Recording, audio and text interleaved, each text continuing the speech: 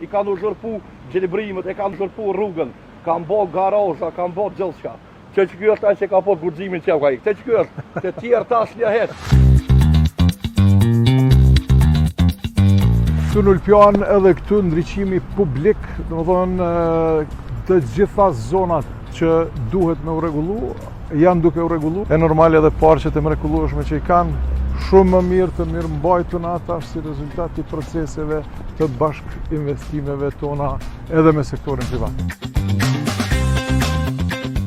Edhe të gjitha ndërtesat që kanë lifta ekzistues, pra kanë me pas liftat e ri, e po ashtu edhe ato ndërtesa që mundën me pas lift, do t'i kenë po ashtu edhe liftat e ri. Po llogarisëm edhe 4 vjet që normale.